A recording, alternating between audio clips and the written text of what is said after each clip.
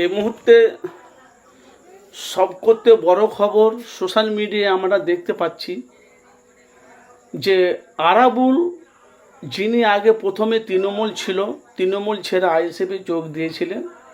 আইএসএফে যখন ঢুকছিল, বাংলার জনগণ, সাধারণ মানুষ বিভিন্ন রকম তারা কথাবার্তা বলছিল, অনেক চিন্তা ভাবনা মাজা ঘুষা পর তারপরে আব্বাস সিদ্দিকী ভাইজান, আপনারা জানেন যে আহলে সুন্নাতে জামাতের কর্ণধার পীরজাদা আব্বাস সিদ্দিকী ভাইজান, ওনার নেতৃত্বে আপনারা জানেন যে আইএসএফ দলটা এখন অবধি দাঁড়িয়ে আছে।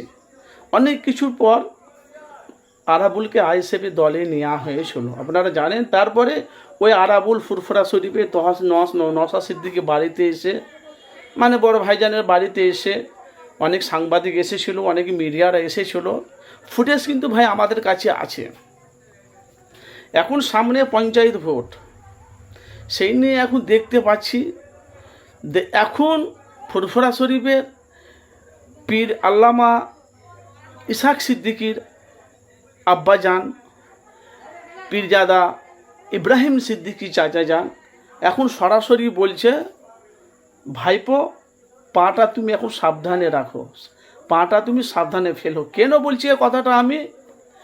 যেহেতু মানুষকে ভাই রাজনীতির ময়দানে মানুষকে বিশ্বাস করা যাবে না। এখন আব্বাস সিদ্দিকী ভাইজানও বলছে যে ঘাসে, যে নোংরা ঘাসে যারা মুখ দেয় তাদেরকে আবার তারা ওই ঘাস, নোংরা ঘাসই খুঁজবে। কেন? আইএসএফের দলে কিন্তু দুর্নীতি করা যাবে না।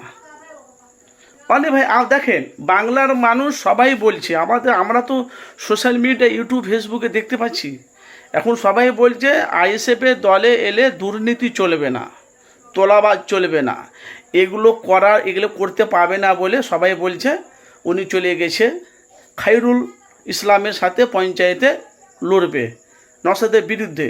আবার এটাও দেখছি মানে আরাবুল ভাইজান উনিও বলছে আমি একটা হসপিটাল খুলেছি, এখন মানুষের আমি সেবা করতে চাই।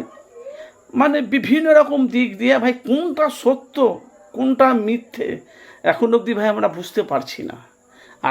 আরাবুল ভাইজান কোন খেলা খেলছে এখন আরাবুল ভাইজান জানে।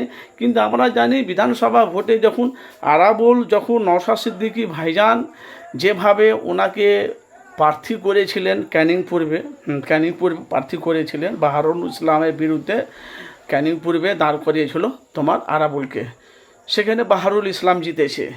এখন ভাই বলা বলি কথা, আইএসএফের দলটা বড় ধাক্কা না বড় চমক। কিন্তু আব্বাস সিদ্দিকী ভাইজান জানেন ওনার একটা কথাতে লক্ষ লক্ষ মানুষ কিন্তু জড়ো হয়ে যাবে। এখন আব্বাস সিদ্দিকী ভাইজান জানেন, এখন জলসার মাত্রে বলছে যারা এবারকার, কিন্তু আইএসএফের দলে দুর্নীতি করতে গেলে তার মানে আইএসএফের দলে তাদের ঠাঁই নাই, তাদেরকে বঞ্চিত করা হবে। অনেক তো আইএসএফ থেকে তাদেরকে বঞ্চিত করা দিয়েছে। আপনাদের মতামত জানাবেন। আব্বাস সিদ্দিকী ভাইজান এখন বুঝতে পারছে কি সাপকে ঢুকিয়েছিল, আর আরাবুল ভাইজান কেন যে মানুষের সেবা যত্ন করতে চাইছে, রাজনীতিবাদ দল করবে কি করবে না, সেটা আপনাদের মূল্যবান, অবশ্যই আপনারা মতামত জানাবেন।